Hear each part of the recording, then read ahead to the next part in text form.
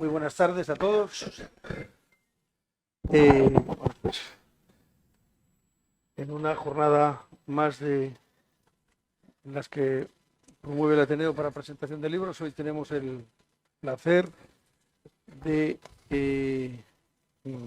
dar a conocer en la región y en Santander el libro escrito por el magistrado de la audiencia Ernesto Sargüillo Tejerina, Lunas de Plutón, que va a ser comentado y presentado a su vez, y van a introducirnos en las tesis del texto por dos compañeros suyos, igualmente magistrados, José Luis Sánchez Gal y Jaime Anta, que a su vez son miembros de la Junta Directiva del Ateneo de Santander. Presentar un libro siempre es motivo de celebración y máxime si se tiene la posibilidad de que el autor lo plantee en esta casa, en el Ateneo, que por supuesto está a disposición de todos los santanderinos, de todos los cántabros y más viniendo de la mano del autor y de sus presentadores, como decimos, que son a su vez, como digo, miembros de la Junta Directiva. Sin más, le cedo la palabra a José Luis Sánchez Gal. Sin más cuestión. Nada.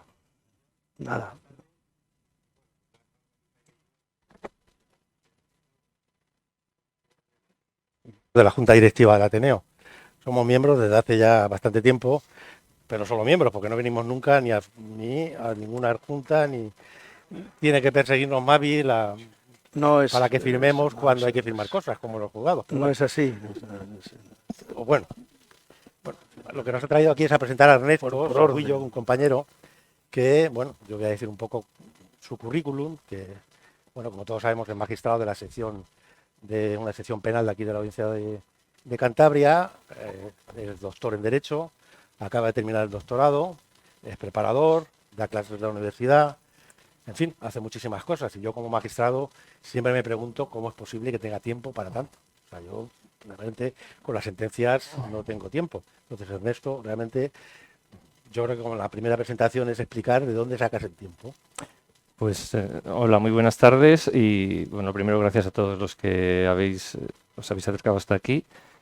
Gracias también al Ateneo de Santander por invitarme a este acto, a esta presentación. Y gracias a Calisto, a Jaime y a Luis por estar aquí conmigo. Bueno, no sé, lo saco. Y lo saco pues porque intento organizarme muy bien, intento aprovechar mucho el tiempo e intento, sobre todo yo creo que cuando uno está activo, porque yo me imagino que me pasa a mí y nos pasa a todos que tenemos épocas de más actividad, épocas en que estamos más inspirados o en que nos apetece hacer cosas y otras en que quizá no estamos tan activos. Entonces se trata de que cuando uno está activo, aprovechar el tiempo. Bien mirado, el día tiene muchas horas y bueno, si dejamos unas pocas, las imprescindibles, para dormir, bueno, pues luego en el resto del día hay mucho tiempo y se trata de aprovecharlo y de organizarse. Afortunadamente, con los años, normalmente uno va ganando experiencia y eso, por ejemplo, en el trabajo, al menos para mí, es muy importante para dedicarle un tiempo, pero no todo el tiempo, como posiblemente pues, me sucedía hace años. Y entonces, bueno, al menos marcar un límite, ¿no? Y decir, pues por ejemplo, unas tardes a la semana las voy a dedicar a algo distinto, a algo que me permita hacer otras cosas y bueno, y eso es lo que estaba haciendo. Pero creo que también te pegas a los fogones, ¿no? Creo que también cocinas. Sí, bueno, también cocino, pero eso ya es a nivel doméstico. Eso ya no tengo ninguna aspiración más allá. Lo que pasa es que es verdad que cocinar... Pero también requiere tiempo. Y cocinar, bueno, como sabréis muchos de los que estáis aquí, requiere una planificación y hacer la compra. Entonces, o sea, también la compra. La compra claro, porque para cocinar normalmente hay que comprar lo que se cocina. Entonces, bueno, sí, eso requiere también un cierto tiempo, pero bueno, eso es relajante incluso la cocina. Bueno, nada, muchas gracias, buenas tardes. A mí me toca, hemos repartido un poco los papeles Luis y yo, Y si a Luis le toca hablar de Ernesto, como hablar del autor, a mí me toca hablar un poco de la obra. Y lo que primero quería empezar es, bueno, desde luego agradecerle a Ernesto que haya escrito la novela que he podido disfrutar estos días de su lectura. Mi primera aproximación yo creo que tiene que ser un poco personal, que es lo que me ha interesado de la obra. La obra, claro, el problema que tenemos es que tenemos que hablar de la obra, pero sin hacer spoiler, es decir, sin machacarla, sin que ustedes sepan exactamente de qué va, pero sí que creo que se puede decir que es un retrato, no sé si Ernesto estará de acuerdo conmigo, de tres generaciones de una ciudad del norte de España que yo creo que está claro que es la tuya, De un pueblo, sí. de un pueblo, bueno, de un pueblo, de una población, Villa. pero que puede ser cualquiera. Y de las tres generaciones que relata, yo me quiero centrar en la aproximación a la generación anterior a nuestros abuelos y hacer un poco una referencia personal, porque claro, yo también tengo mi historia, mi cercanía. Creo que la gente que quiera conocer la generación anterior a nuestros padres, pues tiene a su disposición la historia, pero siempre es auxilio de la historia la memoria. La única conexión personal que yo tengo con esa generación fue mi abuela, porque todos los demás habían fallecido cuando yo nací. Mi abuela nació en Salas de los Barrios, que es una pequeña localidad cerca de Ponferrada, donde nació también el maquis más famoso. Ya sé que en Cantabria ustedes tienen maquis famosos, pero el maquis más famoso, yo creo el más legendario, 3 veces muerto, fue Manuel Girón, era quinto de Manuel Girón, y me habló de él. Y nunca acabé de entender, creo que esa es es una realidad que explica un poco la historia, por qué alguien como mi abuela, que era una persona totalmente castellana, totalmente recta, totalmente católica, apostólica y romana, me habló con tanta respeto y tanta admiración de un guerrillero.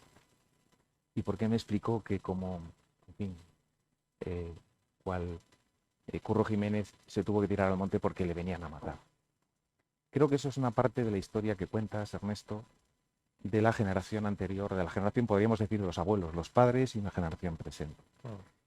Y estoy haciendo una lectura política. Estoy diciendo que tú reflejas en tu novela las dos Españas, que luego sabemos por Chávez Nogales que probablemente haya además de las dos Españas una tercera España. ¿Crees que esa lectura sería posible o prefieres hacer una lectura diferente de tu novela? Bueno, yo creo que el libro admite varias lecturas y una de ellas es la política. Desde luego no he tratado de que sea un libro político, ni mucho menos, pero bueno, hay momentos en que efectivamente la política puede explicar determinadas cosas, porque bueno, esas dos Españas existieron, pero tampoco están tan marcadas y sobre todo en la vida común y corriente de las familias no era lo principal la política, o sea, al final lo principal era la supervivencia, ¿no? Y lo principal era cómo ganarse la vida, pero bueno, evidentemente al final muchas veces la vida te colocaba en una posición o en otra posición. Yo también tengo el ejemplo relatado indirectamente de la posguerra, bueno, pues de que parece ser que a mi abuela le tocó también en su día, de familia de Guardia Civil, testificar a favor de maestros que habían sido, en concreto de una maestra del pueblo que había sido represaliada supuestamente por ayudar en los tiempos de la República, y bueno, y ella que en principio era del otro bando, pues fue y testificó a su favor. Bueno, efectivamente había una España, hay otra España, o había dos Españas y había una tercera España que yo creo que era la mayoritaria, que era pues de las personas que intentaban salir adelante y sobrevivir y llevarse bien con todo el mundo. Y entonces, como digo, hay esa posible lectura política, pero bueno, yo creo que al final es más allá. O sea, la lectura política es algo posible, pero es la vida cotidiana de esas personas, sobre todo. En cualquier caso, es una realidad muy compleja. Ya digo que luego. yo tengo muy fácil pensar que era una realidad compleja por el hecho que os he contado, de mi abuela, que no tenía mucho sentido que hablara como hablaba de alguien que estaba tan claramente y tan en el otro bando. En cualquier caso, pues yo creo que siempre se puede hacer esa lectura, aunque más bien, y eso es una segunda pregunta, ya doy paso a Luis, yo creo que tú no quieres exponer el acento ideológico, pero sí que los protagonistas, las generaciones, heredan la posición, heredan un poco los problemas de las generaciones anteriores. Pues de alguna forma sí, claro. O sea, al final a ti te colocan en la vida en una posición y tienes que tirar con ella y y tienes unos padres y tienes unos abuelos y lógicamente, bueno, pues una de las cosas que dice el libro es que lo primero que heredamos son los odios de nuestros antepasados, ¿no? Bueno, pues quizá no es tan así lo de dan el odio, pero de alguna forma heredamos la posición que tienen ellos y bueno, ya luego la decisión de cada uno si seguir por ese camino o por otro, pero sí, o sea, nacemos y en el seno de una familia y esa familia lógicamente tiene su contexto y tiene sus amistades y tiene sus enfrentamientos con otros. Y eso tiene incidencia en la vida personal. Normalmente sí, y más en estas épocas tan pasadas, ¿no? Porque las sociedades eran más cerradas. Bueno, doy la palabra a Bien, Luis. pues yo vuelvo a la persona. Bueno, eres magistrado, acostumbrado a escribir muchísimas sentencias. Las sentencias todos sabemos, hay muchos jueces aquí, que es un lenguaje pues, muy encorsetado, con gerundios. En fin, ¿cómo pasa uno de escribir una sentencia que son frases larguísimas, con condicionales, gerundios, a escribir una novela de frases cortas, precisamente porque tu novela realmente está escrita como con frases muy cortas, con ideas muy claras? Me parece difícil, ¿no? Pasar, no sé, dejabas la sentencia y te ponías a escribir la novela ese mismo día o escribías la novela en la sentencia. O sea. A ver, puedo intentar contar cómo fue la idea de escribir. Y en cuanto al estilo, bueno, sí que una de las razones de ponerme a escribir algo distinto a sentencias fue establecer un parar, ¿no? Establecer, yo creo que nosotros, bueno, la verdad que el hecho de que estemos aquí ya, el simple hecho de que estemos aquí 3 jueces, no hablando de derecho, aunque bueno, al final vamos a acabar hablando de derecho, como no, ya No, en sí no. es todo un experimento sociológico, pero bueno, cuando ya uno lleva muchos años en la carrera, yo llevaba unos 25 años por entonces, además los niños iban creciendo, me quedaba un poco más de tiempo, entonces decidí que no podía estar 24 horas al día pensando en el trabajo y quise hacer algo que me liberase y que me pues, no sé, me relajase, me distendiese. Y pensé, por la facilidad que tenía, dado que desde 2010 impartía clases en la universidad, pensé en hacer la tesis doctoral. Y entonces me puse en contacto con el departamento, con el área de Derecho Procesal, que es donde yo colaboraba, y efectivamente comencé con la tesis doctoral, además tenía claro el tema del que quería hablar, que era el recurso de apelación penal y la motivación fáctica, y pues comencé en un verano, no me acuerdo ya si era el 17 o el 18, y empecé pues leyendo, en fin, gente que aquí a muchos no sonarán y a otros sí, pues gente como Ramos Méndez, Carneluti, Calamandrei, en fin. Y empecé con la tesis y al final me di cuenta de que todavía me añadía más tensión y más dedicación, porque si por la mañana intentaba aplicar las normas, por la tarde intentaba pensar en lo mismo, pero teóricamente y doctrinalmente en lo mismo que hacía por las mañanas. Y entonces un día empecé a relatar experiencias mías pasadas, porque bueno, pues ya tiene una edad y dice, bueno, a ver si se me van a olvidar estas cosas que he vivido y bueno, empecé a escribirlas. Y dando para atrás, pues llegó un momento en que, después de haber relatado varias, pues comencé a escribir cosas ya de mis antepasados, o cosas que había ido por casa, o cosas que había leído en libros de estos que hablan de la historia del pueblo. Y entonces, claro, ya ahí no podía ser todo realista. Tú me has hablado de nuestro lenguaje, ¿no? Nuestro lenguaje es eso, es realista, es encorsetado, son adjetivos meramente descriptivos, o deben serlo. Y entonces, bueno, pues al pasar al pasado, y vamos, al hablar del pasado, vi que había muchos huecos. Y entonces me di cuenta de algo que ya no recordaba que tenía, que es la imaginación, pues que todavía algo debía conservar, lo debía tener por ahí por algún sitio muy escondido, y comencé a contar a mi manera estos acontecimientos del pasado hasta llegar a la Revolución del 34, que es donde comienza el libro, donde había pues un episodio de alguna forma que personas muy cercanas a mí se habían visto implicadas en ello, en el pueblo. Y una vez que tenía esto, pues pensé que esta era una visión unilateral. O sea, porque al final hablabas de una familia con una más o menos acomodada, muy relativamente, pero bueno. Y yo estaba en un pueblo Y soy de un pueblo donde la base es la minería. Era la minería. Al final yo existía porque ese pueblo habría crecido, si no mis padres nunca hubiesen ido a vivir a ese pueblo, o los antepasados, los abuelos. Al final yo era fruto de esa minería, ¿no? Pero sin embargo yo ignoraba todo relacionado con la minería. O sea, nuestra vida estaba al margen. O sea, los mineros son como una clase, digamos, y luego pues los comerciantes, los funcionarios, bueno, pues, eran otros. Y empecé a inventarme una familia minera. Y ahí nació el libro. Ahí nació el libro porque ahí me di cuenta, por un lado, que había una historia que contar y por otro lado, que necesitaba documentarme, que necesitaba hablar con personas que conociesen ese mundo y que ahí pues, necesitaba ya... Pero no te eso costó para- mucho pasar del lenguaje de las sentencias El, al lenguaje de la novela. A mí me costaría. ya, pues sí me costó, pero tampoco demasiado. O sea, cuesta, pero bueno, en el momento en que cambias el chip, porque yo lo que hacía muchas tardes era dedicaba 2 horas a la tesis y 2 horas a la novela, ¿no? ¿Y las sentencias? No, las sentencias por la mañana. Sentencias por la mañana y bueno, y cuando sentencias por la tarde también. Las sentencias son lo primero. O sea, eso que quede claro, ¿eh? Que nadie le quede duda que las sentencias son lo primero. Pero en el tiempo que dejan libre las sentencias, pues me organizaba de manera que pudiese hacer una cosa y la otra. Y bueno, y entonces necesitaba cambiar el chip. Como los jesuitas, ¿no? Primero la obligación, luego la devoción. Sí, sí, sí. Nada, retomamos un poco, volvemos a la obra y lo lógico es empezar pues, con el título. Lunas de Plutón. ¿Por qué ese título? ¿Qué conexión tiene con lo que tú has querido contar en tu novela? Sí, la verdad que el título puede resultar chocante, pero bueno, ya a estas alturas, pues, porque al principio sí me preguntaron, ¿no? Esto que es un libro de cosmología o de astronomía o de mitología, ¿no?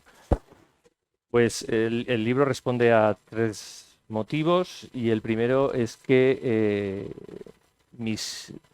yo en principio no le dije a nadie que estaba escribiendo un libro. Quiero decir, esto fue una cosa, o había gente que sabía que estaba escribiendo la tesis doctoral y bueno, pues yo estaba en casa y estaba allí liado. Hasta que en un momento, pues cuando ya llevaba unos cuantas hojas escritas, pues bien, ya en la familia ya se enteraron de que estaba escribiendo. Y entonces mis hijos empezaron a decir que estaba escribiendo las lunas de Plutón. No sé por qué, pero lo empezaron a decir ellos que era así. Pues, no sé por qué se les ocurrió, porque a mí no me lo han explicado. Y tampoco es porque ellos hayan leído el libro, o sea que se les ocurría así. En segundo lugar, pues modestamente, como digo, el libro iba avanzando, el libro lo terminé de escribir y pensamos no encontramos otro título mejor. Las sugerencias que hubo entendí que no lo mejoraban y en una de las primeras personas que lo leyó, pues le mandé un correo y digo, bueno, pues tal. Y digo, estamos pensando en cambiar el título porque no sabemos. Y dijo, no, el libro ya tiene título y es este título, ¿no? Y luego hay un tercer motivo, pero bueno, ese ya hay que leerlo. Bueno, sí que es verdad que está al final una referencia al título al final de la novela. Lo que pasa es que no sé si decirlo, claro. No lo digas. No, No lo digas. Porque Jaime, Léanlo ustedes. Si quieren llegar al lanza- Pero bueno, a mí me recordó, bueno, antes de darle la palabra a Luis, me recordó tengo entendido que conoces la obra de Llamazares, Lunas, Luna de Lobos, sí. sí, que hay hasta una película, yo no la he visto la Sí. película. Pero igual ha sido un poco de inspiración o ha sido una referencia. Bueno, no, desde luego Julio Llamazares es uno de mis escritores preferidos de hace mucho tiempo y él trata de la vida rural, incluso de la vida minera en escenas de cine mudo y lo hace con mucha sensibilidad y sí, luego, bueno, también habrán sido también otros autores de la zona de donde yo provengo que han hablado de estos temas y algún autor más leonés, algún autor, pero bueno, y luego mucha documentación de lecturas sobre aspectos, en fin, muy variados, sobre todo mineros, pero bueno, también de otros temas y hablar con gente que ha tenido experiencias en ese mundo, y, bueno, y eso ha sido un poco lo que me ha llevado a esto. Bien, pues yo siguiendo con la persona, bueno, ya he visto el proceso de la escritura de la novela, yo me planteo también el problema que es, una vez que has hecho la novela, el proceso posterior. Es decir, porque todos, muchos, tenemos la idea de cuando nos jubilemos escribir una novela, porque parece que es lo que vamos a hacer cuando nos jubilemos. Entonces, realmente el proceso posterior me resulta misterioso y sobre todo, me imagino que muy complicado el buscar editorial, buscar un corrector que te la corrija, presentar, o sea, ese camino posterior, cómo te lo planteaste y cómo lo estás solventando y qué es lo que estás haciendo. Muy fácil porque lo he hecho yo todo, o sea que... Por eso. Pero bueno, mi mujer. No, a ver, sí, efectivamente, esto nace también como, primero una idea muy general, yo también pensé que a lo mejor cuando me jubilase escribía algo, pero bueno, como he contado antes, pues se adelantó y lo pude hacer. Nació como una ilusión y como una ilusión ha sido todo el proceso y yo como tal lo he vivido y realmente para mí suponía pues casi un descanso, casi un relajo y un disfrute. Es verdad que el problema viene cuando terminas, porque nunca sabes cuándo terminas. Es decir, vale, has contado la historia, o sea, y ha ido surgiendo, ¿no? Ahora como está aquí Pablo Alaña, me viene a la cabeza una cosa que dijo él, ¿no? De los escritores con mapa y los escritores con brújula. Bueno, pues yo he sido un escritor completamente con brújula porque esto no estaba nada premeditado, iba todo saliendo, toda la historia iba saliendo sobre la marcha y hay un momento en que dices, bueno, creo que he terminado, pero claro, entonces vuelves a leer y hay muchas cosas que no te gustan y las cambias. Y vuelves a leer y la vuelves a cambiar y estás continuamente introduciendo cosas, quitando cosas y te acabas obsesionando, o sea, porque acabas, te despiertas por la noche y coges y anotas ahí en la mesita de lo primero que se te ocurre, lo que se te ha ocurrido y luego estás ahí con el móvil metiendo notas, y dices, es que no acabo nunca, es que no le pongo fin nunca, ¿no? Y entonces ya, bueno, algunas personas ahí, así cercanas habían leído el manuscrito y decidí que había que ponerle fin y la única forma de ponerle fin era publicar. Y entonces, bueno, la forma más fácil que hay hoy en día de publicar es publicarse uno mismo. Y así lo hice. Entonces, cuando publiqué, por una parte, pues descansé, me quedé pues, contento, satisfecho con el resultado y por otra parte, por lo menos ya puse fin a lo que era la historia, al libro. Y la posterior venta, es decir, porque claro, Bueno, eso es pretendemos complicado. que nos lean, ¿no?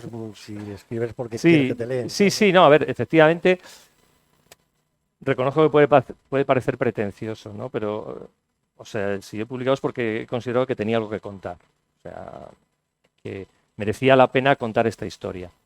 Y entonces, efectivamente, al final, pues quieres que te lean, sí, sabiendo que a unos les gustará, que a otros no les gustará, pero bueno, eso ya, pues cuando uno dicta sentencias ya lo sabe que a uno les gusta, a otros no les gusta, o sea que tampoco eso nos puede extrañar, ¿no? Pero eso es lo más costoso, claro. Por eso es más costoso porque, sobre todo si no estás muy metido en redes, eso sí que te exige realmente mucha implicación y mucho tiempo y mucha dedicación, pero bueno, esto va poco a poco, pero por ahora va bien, quiero decir, porque antes un poco conté la historia de cómo había ido el libro. Bueno, el libro yo más o menos termino de escribirlo en 2021. En junio de 2022 pues, sale la primera edición, que es más o menos la vendemos un poco con el boca a boca y poco más. Y en diciembre de 2022 ha salido la segunda edición y bueno, se va vendiendo. Quiero decir que esto va poco a poco y bien. Poco, ¿no? Y luego, bueno, pues eso, por terminar la historia y por cerrar el círculo, aunque ya lo hemos adelantado, el pasado mes, el 3 de marzo, he leído la tesis doctoral en la Universidad de Salamanca y ya, por lo menos ya, esta parte ya la he cerrado. Bueno, no la he cerrado porque ahora hay que publicar la tesis doctoral, que también es otro paso más, ¿no? Pero bueno. Sí. Y la del libro también la has cerrado. Jaime. No, bueno, a ver, yo sigo un poco los pasos de lo que es el análisis literario. Es decir, ahora me tocaría preguntarte, antes hemos mencionado a Julio de Mazares, influencias literarias. Yo cuando leí tu novela, bueno, antes de leerla, yo creo que más estaba pensando en Julio Mateo Díez, en los autores Sí, de esa leoneses, son los que yo conozco. sí. Incluso pues también hasta en Juan Benet, en Volver a esa región. Pero bueno, quizá yo creo que es libre un poco de decir si sientes que hay alguien, algún autor que te haya servido de modelo, que te ha inspirado un poco en ese aspecto. A ver, yo he leído, pues como me imagino que la mayoría de los de aquí, bastante, toda la vida, unos a otros. Yo no sé, no soy capaz ahora de identificar. Bueno, me he acercado más a este, desde luego he leído a Juan Benet, he leído a Jesús Fernández Santos, Los Bravos. eh, por ejemplo, una de las cosas que hice cuando estaba fue releer Los Gozos y las Sombras, que también es una historia un poco de, de las dos Españas. Pero sinceramente no. He leído, por ejemplo, alguna literatura social norteamericana, francesa, pero no me atrevo yo a decir que quién me ha inspirado, quién no me ha inspirado. Sinceramente no lo sé. ¿Te has inspirado tú? Yo lo he hecho a mi manera. Bueno, pues volviendo otra vez a la persona, pero un poco quizá orientado hacia la novela, tu oficio de juez te ha servido para escribir la novela, que es decir, la descripción de personajes, de situaciones, tu visión del mundo que te ha dado ver tanto juicio, porque claro, la audiencia veis muchos juicios, sobre todo penales, de cuestiones muy sórdidas en muchos casos, Mm. complicadas. ¿Te has inspirado de alguna manera en situaciones vividas en los juicios o eso va al margen completamente? No va al margen. No va al margen, quiero decir. Dentro de lo que es toda la historia, hay también una parte, unos aspectos jurídicos que lógicamente están sacados en parte de la experiencia personal. Quiero decir, al final aquí hay parte de experiencia personal, parte de experiencia personal de otros y parte inventada en casi todo. Y en ello también se incluye una parte que tiene alguna relación con el derecho. Es más sencillo, quiero decir, a mí me resulta más fácil escribir sobre un juez de instrucción que escribir sobre un accidente en la minería. Pero bueno, intento hacer las dos cosas, pero claro, te resulta más fácil en lo que estás tratando en el día a día, en lo que conoces con más profundidad y en lo que sabes. Ahí tienes más seguridad, ¿no? Pero realmente el reto y lo apasionante es lo otro, ¿no? O sea, lo apasionante es escribir de lo que... Dejar al margen Sí, o sea, pero bueno, por supuesto que la profesión te da conocimiento de muchos tipos de personas, de muchas personas en situaciones límite, y eso, claro, por supuesto que también enriquece. Bien, toca capítulo de fuentes. Ahí voy a hacerte una pregunta personal porque yo creo que, a ver, la novela se centra en 3 generaciones, lo he dicho antes, y empieza en un episodio que sucede en ese pueblo del norte de España, indefinido, en la Revolución del 34. Por lo que tengo entendido es un episodio real, es decir, ¿cuál fue tu aproximación? Es decir, ¿son recuerdos, son memorias? ¿Has leído, te has documentado o son los recuerdos de tu... que Bueno, no diré cuál citar? indefinido relativamente porque cualquiera que lo lea, quiere decir que evidentemente las personas de aquí no lo sabrán, pero bueno, el pueblo es mi pueblo, quiere decir que no estará indefinido, pero se deduce.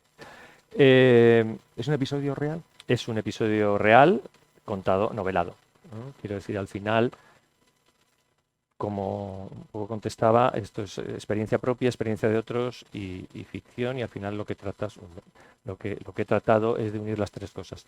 El episodio está relatado en algún libro de la historia del pueblo, efectivamente en la Revolución de octubre de 1234, conocida como la Revolución de Asturias, pues en otros núcleos variados, también en Cataluña, por otra parte, bueno, pero en todas estas zonas, sobre todo mineras, pues hubo revuelta, y efectivamente una de las cosas que sucedió es que los revolucionarios, los mineros fundamentalmente, asaltaron el cuartel de la Guardia Civil del pueblo, y en ese cuartel de la Guardia Civil del pueblo pues había, además de haber guardias civiles, había familia de guardias civiles que estaban allí alojados, y una familia de la Guardia Civil, digamos, que me tocaba a mí. Tocaba después, claro, cuando yo he venido, pero que una de esas familias que tuvo que huir de allí era antepasado. Entonces, sí, eso, pero que si yo eso no lo he sabido por mi familia, lo he sabido porque he leído libros sobre ello.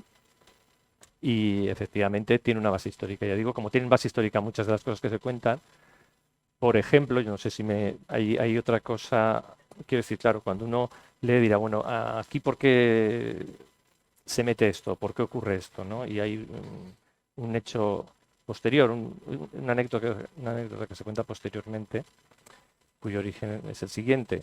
En un momento concreto, ya avanzando más en el libro, pero bueno, como ya algunos de los que estáis aquí sé que lo habéis leído, se habla de la inauguración de una gran discoteca y hay, entre otras cosas, un concierto de la Orquesta de Radio Televisión Española dirigido por el maestro Rosmar Bach.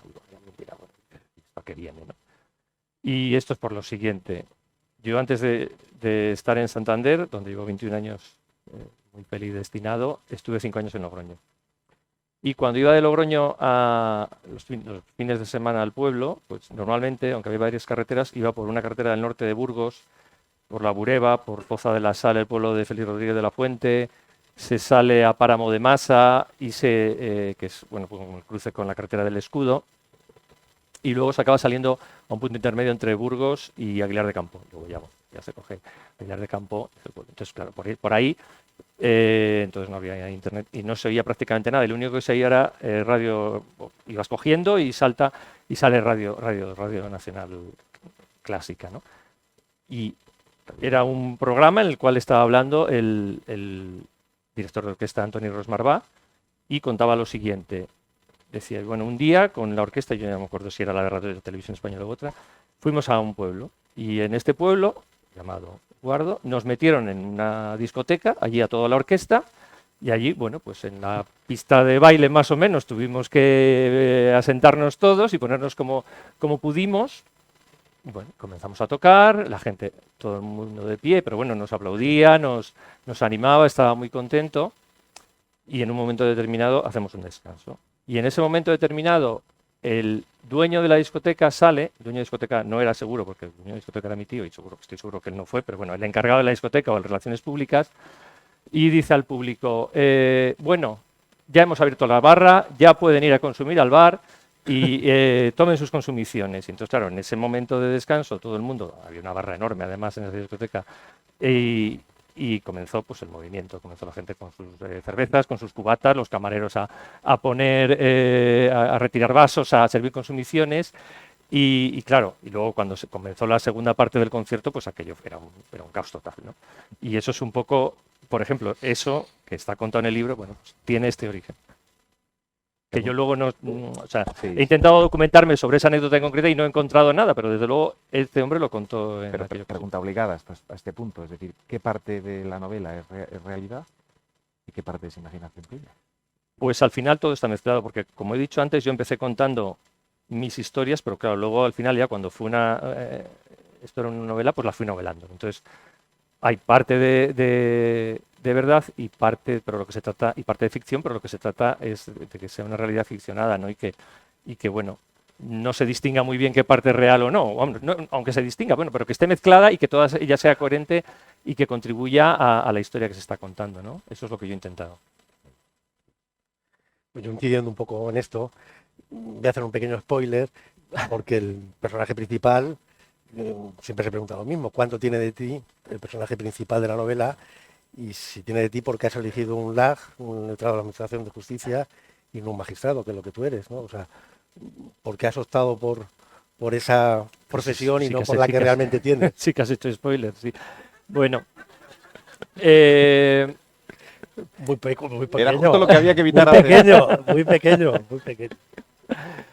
pues el personaje no sé si tiene de mí, quiero decir, cuento evidentemente cosas que a mí me han sucedido, pero no como a mí me han sucedido. Quiero decir, hay sobre todo dos capítulos que es difícil decir que no son personales, pero no los... quiero decir, por ejemplo, en uno de los capítulos lo que trato de mostrar, aparte de que algo de lo que cuento me ha sucedido a mí, trato de mostrar un lugar al que tú acudes muy ilusionado y con un afán enorme de aprender y de repente te encuentras en un ambiente de terror. Y bueno, y esa es una de las cosas pues, que intento mostrar. Entonces, hay parte autobiográfico, pero no en sí no es todo lo que sucede. Afortunadamente no todo me sucede. Y hay otro aspecto que es que también trato un poco de meter ahí un ambiente pues de encierro, de cerrazón, de aislamiento del mundo, que también pues muchos de los que están aquí lo han vivido, lo habéis vivido, y lo mismo, también parte me ha sucedido a mí y parte no me ha sucedido a mí. Y en cuanto a la elección de esto, pues salió así. Salió así, no te ¿Y puedo decir por otra qué, cosa. y por qué sale así? No sé, es que ya te digo, como antes he contado, me pareció que podía guardar un poco más de distancia. Quiero decir que si el protagonista era un magistrado, entonces necesariamente se iba a identificar conmigo. Entonces, yo no quería que se identificase conmigo, no le iba a hacer no me iba a hacer pasar todas esas cosas a mí mismo. No sé. Quiero decir que quiero decir que me parecía que podía guardar mejor la distancia de esta manera. A ver, una pregunta ya un poco entrando en el fondo. ¿Cómo has construido la novela? Sí, decía Joseph Conrad cuando le preguntaron que cómo había escrito Nostromo, y Nostromo era alguien que yo conocía, que yo conocí. Ese era Nostromo. ¿Qué te ha inspirado más? ¿Los hechos históricos, los hechos que narras, una aproximación un poco general a la vida o un personaje en particular? Recuerdo en particular que aquí hemos entrevistado a Aramburu, el autor de Patria, que nos contó que Patria había partido de un personaje. Él había construido Patria a partir de un personaje que es Arantxa, para quien habéis leído la novela. ¿Tú has hecho lo mismo? ¿Ha sido un personaje el que te ha inspirado o ha sido los hechos, más que alguien en particular? Bueno, a ver, hay personajes que inspiran más. Quiero decir, la novela comienza, es una especie de homenaje al padre, ¿no? Que también es una cosa pues, que, por ejemplo, hace Manuel Vilas, que también es otro de los que ha pasado por aquí, que yo he leído a Ordesa, mientras estaba escribiendo la novela. Hay algo de homenaje al padre, hay algo de homenaje a la familia, pero bueno, no me ha inspirado nadie en particular. Una de las cosas que a mí los cercanos me han criticado del libro es la cantidad de personajes que tiene, ¿no? Y es verdad que tiene muchos personajes. Y entonces no es que me haya inspirado ninguno en particular, y a la vez me han inspirado casi todos. Porque una de las cosas que tienen los personajes, al menos que me ha pasado a mí, que soy muy novato en esto, es que te acabas encariñando con ellos, o al menos con algunos de ellos, y que al final estás escribiendo y, claro, te pones en su lugar y estás pensando que realmente a veces le estás haciendo sufrir o a veces no sabes si eres muy justo con él, ¿no? Pero ya digo, no puedo decir que me haya inspirado en ningún en particular. No me querrás contestar, pero ¿alguno de los personajes es tu favorito? Es decir, ¿le tienes especial cariño a alguno de ellos? ¿O? No. A ver, yo sí que hay una parte de la novela que está bastante al final, que... A ver, yo esto, como he dicho antes, yo la he escrito, yo la he corregido. Es verdad que en la segunda edición, bueno, una primera parte ha habido un amigo que me ha corregido un poquito, pero bueno, al final es sobre todo una cosa muy personal. Y sí que hay una parte al final que yo siempre que la leo, pues me emocionaba un poco, ¿eh? Yo no creo que a los demás os haya pasado, pero yo la habré leído 20 veces y sí que me ponía ahí en el lugar donde estaban esos dos personajes, me ponía en su diálogo y lo sentía, como propio. Que lo has puesto a prueba y te sigue emocionando. Bueno, ahora ya hace tiempo que no lo leo, pero sí que me pasaba. O sea, sí que me pasaba que cuando llegaba ahí me ponía. Entonces, quiero decir que esto lo empiezas como algo relajante y luego realmente te metes ahí y acabas un poco viviendo su vida y poniéndote en su lugar, ¿no? Estas señoras del público tendrán que leer la novela para saber.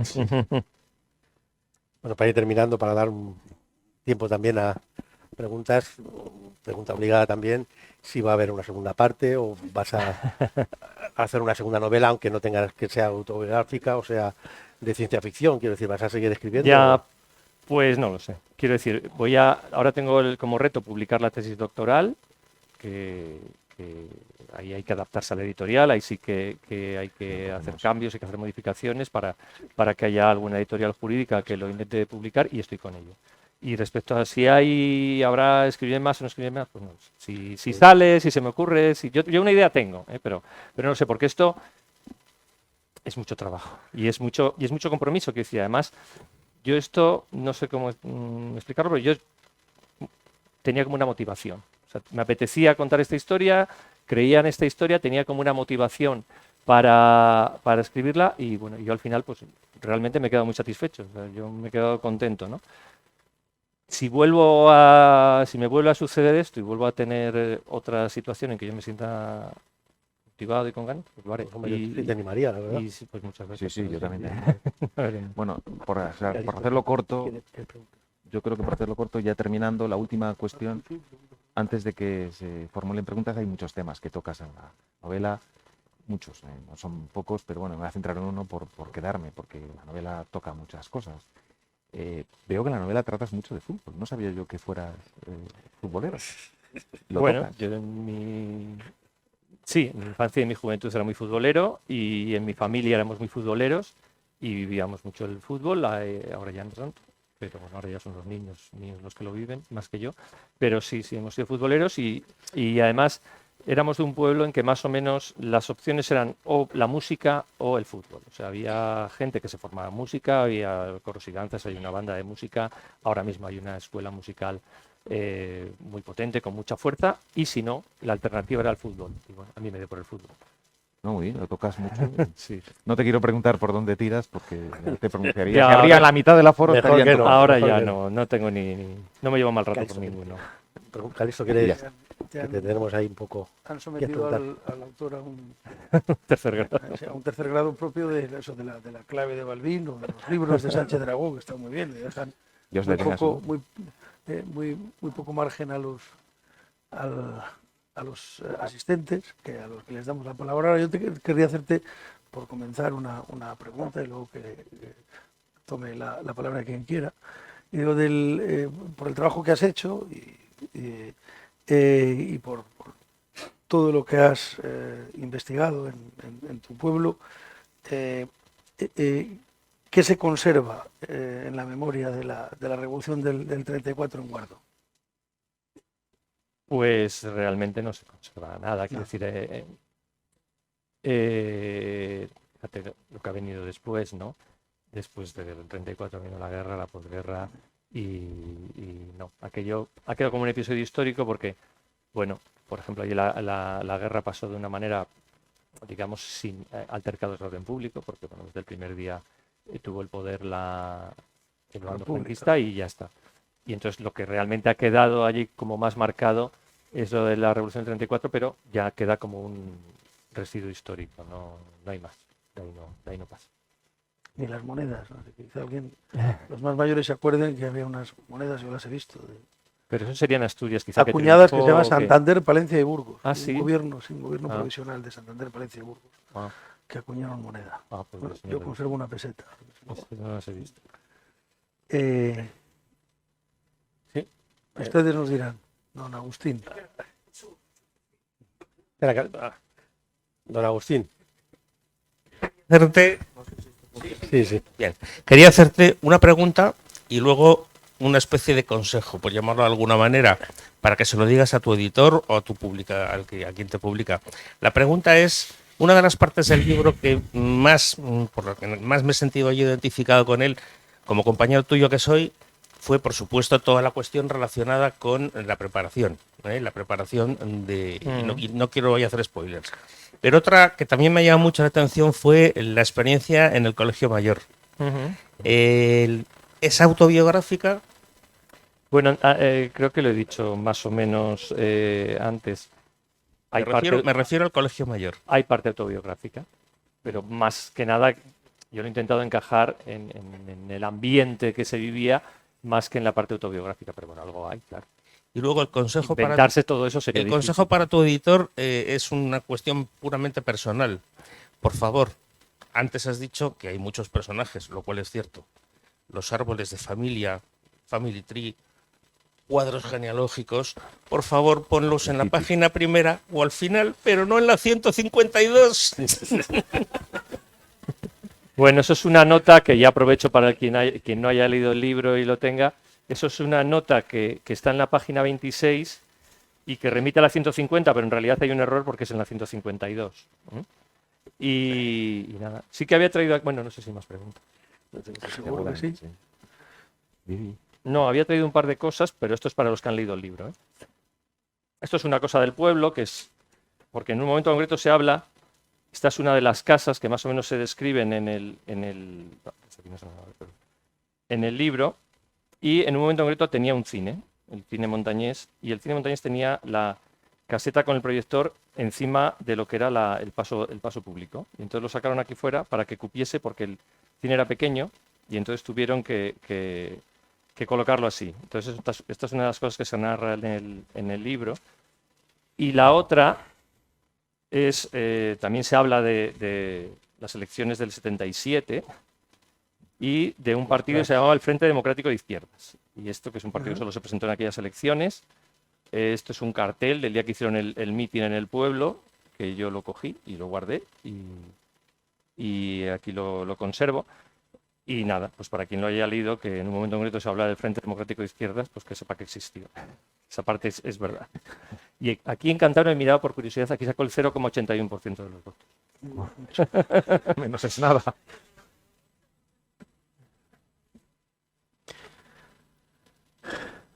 ¿Alguna Tenemos pregunta? ¿No? dos. Sí. Primero la dama.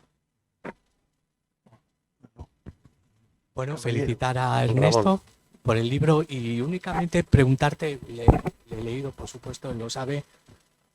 Bueno, felicitar a Ernesto por el libro, le he leído como él lo sabe, y me gustaría saber qué es lo que queda de Guardo, el Guardo actual, del Guardo que refleja el libro. Bueno, pues... Tú que vas a tu Sí. pueblo. Sí. Bueno, me he olvidado, perdona Ramón, no te contesto, de dar las gracias a varias de las personas que están aquí que me han ayudado en el libro y que, bueno, a varias de ellas las cito. Muchas gracias por la ayuda y muchas gracias por venir hoy también. Bueno, pues de Guardo queda un pueblo que sigue vivo, que sigue con una actividad cultural importante, donde hay mucha gente, hay muchos clubes deportivos, muchas asociaciones, hay una escuela musical muy boyante, hay muchas cosas, un pueblo bueno, que sigue vivo y que quiere seguir vivo pese a las muchas dificultades que son comunes a otras comarcas mineras, pequeñas comarcas mineras o industriales, y que bueno, pese a todas las dificultades, pues quiere seguir vivo, intenta seguir vivo y bueno, yo tengo la esperanza de que así lo sea. Buena, Ernesto. Quería preguntarte dos cosas. ¿Es tu primera incursión en la escritura? ¿O anteriormente habías escrito en tu época de juventud y demás? ¿O esto llegó por aquello de querer reflejar y de querer dejar por escrito de alguna manera tus recuerdos para que no se te olvidaran? ¿O anteriormente ya habías tenido incursiones en la escritura? Es mi primera incursión en lo que no sea literatura jurídica. Literatura jurídica hacemos todos los días y algún artículo jurídico había escrito, pero fuera de ello no. O sea, lo tenía, digamos, ahí, como una aspiración, ¿no? Pero no había escrito nada. No había escrito, pero nunca había publicado. Quiero decir, que tenía cosas escritas para mí, pero nunca ni había publicado ni había hecho ningún tipo de intento de publicación. ¿De publicación? Ni de publicación, ni, vamos, que tenía cosas escritas en, pues lo como tenemos ahora todos, en el escritorio del Windows, del Word, vamos, pero sin más, ¿no? Y en cuanto al futuro, Luis ya lo ha preguntado, pero es llamativo cuando describes cómo llegaste a este libro, cómo esa necesidad de salir del trabajo, de alejarte un poco, ¿no?, de la escritura de sentencias y de buscar, te metiste en la tesis y viste que no era la solución. Ahora acabas de cerrar el capítulo de la tesis, el capítulo del libro, y se genera un vacío. Entonces yo supongo que de ahí tienen que salir Ya, más libros. no lo sé, Mónica. quién no lo sabe, sé. a lo mejor otras Romance. Sí, puede ser. ocupaciones. A ver, Quiero decir, entiendo que debes sentir, después de cómo has explicado, ¿no?, todo ese Sí. proceso, debes sentir como satisfacción, pero de alguna manera Mónica también García, vacío, que ¿no? es la Siempre tiene las jefa. sentencias. yo ahora mismo vacío no siento. No lo sé si en algún momento podré sentir vacío y desde luego, si lo no lo sé. Quiero decir, también he estado muchos años sin escribir y no me ha pasado nada. O sea que puede ser que sí, puede ser que no. Sinceramente, ahora mismo no me lo planteo. Si sale, pues sale. Y si no, no me voy a sentir frustrado. Vamos. Hola, buenas noches, don Ernesto y compañía. Enhorabuena por la publicación del libro. A mí lo que me interesa de la narrativa que revela la novela es los retratos de los personajes. La montaña palentina es preciosa y desde luego motiva el interés por conocerla. Y está muy bien descrita y magníficamente narradas las historias.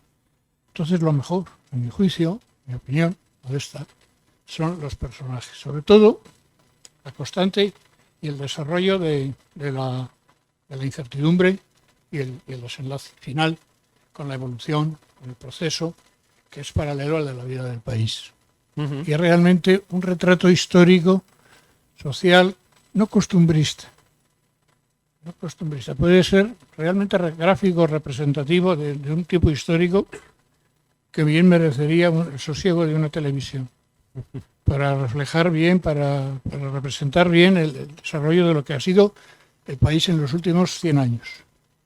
Es intrascendente absolutamente en la novela, salvo la tragedia que supone el episodio con el que comienza, porque ahí comienza desde luego una ruptura, pero no ese es el elemento fundamental. El elemento fundamental son los personajes, cómo viven todo lo que les ocurre a partir de la ruptura del país.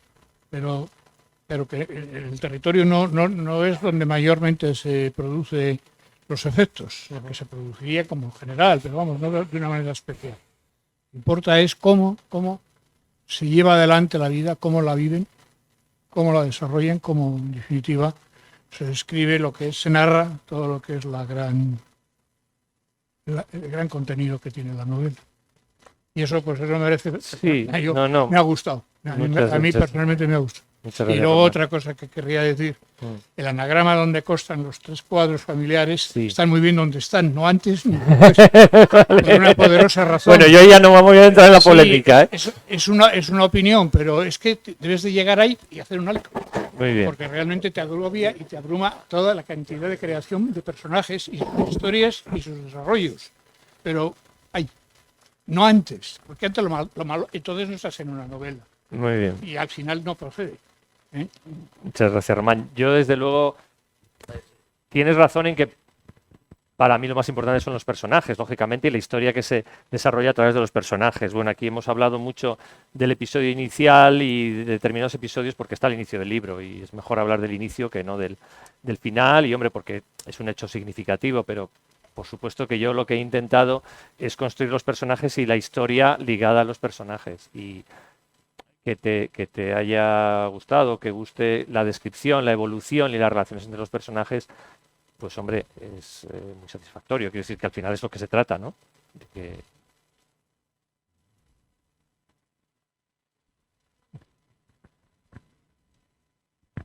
Hola, durante el proceso de documentación e investigación, ¿cómo decidiste qué ibas a meter en la novela y qué no te iba a servir para que no se extendiese demasiado? Bueno, pues en la parte que me tenía que documentar lo tenía bastante concretado, pero es verdad que luego surgían temas nuevos y a veces me tenía que documentar un poco sobre la marcha, pues porque a veces surgía algún tema del que pues no sabes, no dominas. Entonces, lo que he hecho es tirar mucho de preguntar a personas, algunas que están aquí, sobre algunas materias. Y luego, claro, en algún momento concreto, lo mismo, cerrar. O sea, decir, bueno, esto ya no voy más allá porque si no podría estar, no terminar nunca, ¿no?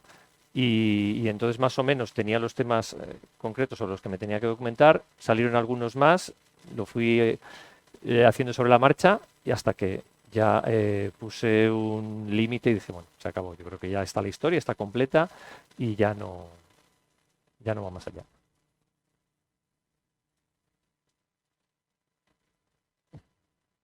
Buenas tardes. Mire,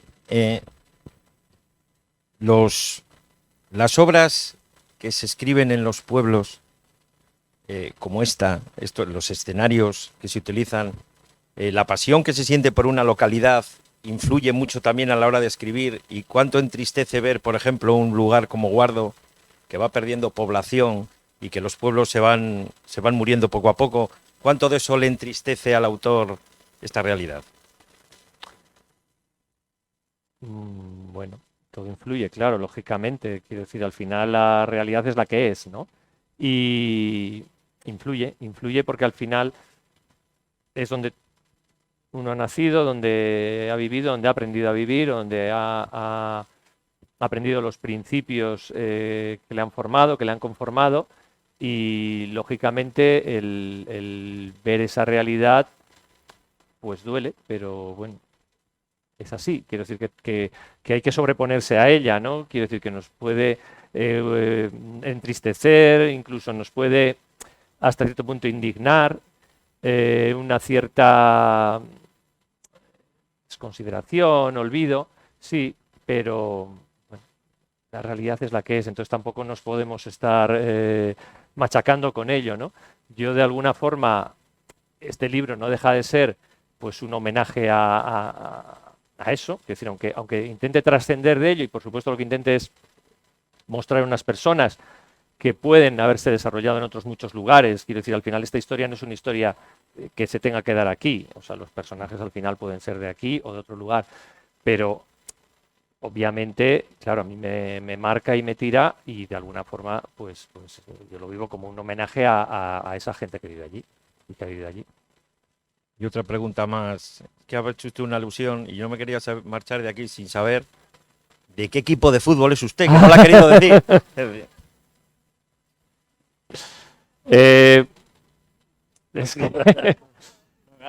Es que los futboleros somos de un equipo de fútbol. O sea, Es que yo era mientras existió el Guardo, yo era del Guardo. Jugué en el Guardo en tercera división con 17 años, pero bueno, eso ya es lo que ha llovido.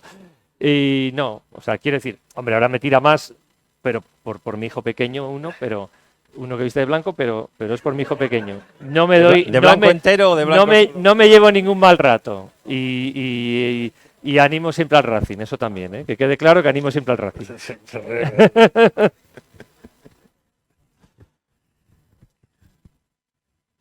Está bien, Ernesto, no tenía yo ninguna duda de ti. Ya que no te gustaban los equipos tramposos. Bueno, ya está. Cáliz. Cierras tú.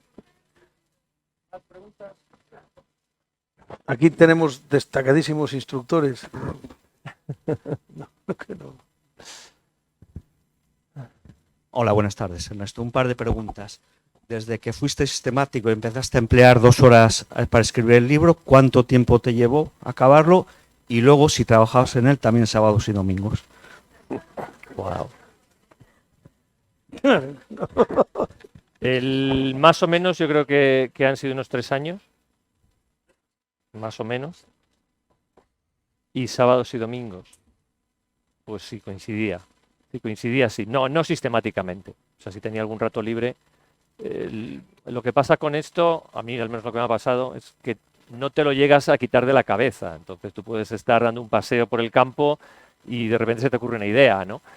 Pero no, o sea, no es que yo dijese, no, pues todos los sábados tengo que estar, no, los fines de semana, si sacaba algún rato bien y si no tampoco dejaba de hacer nada, vamos, por escribir.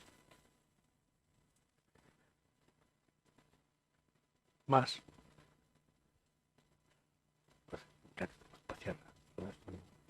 Pues nada, nada más que darle muchísimas gracias al autor, a sus acompañantes e interrogadores y, como dice el presidente del Ateneo, fuera encontrarán ustedes libros que podrán adquirir y el autor estará encantado de dedicárselos. Eso tal cual, tal cual. Muchas gracias a todos. Hasta luego.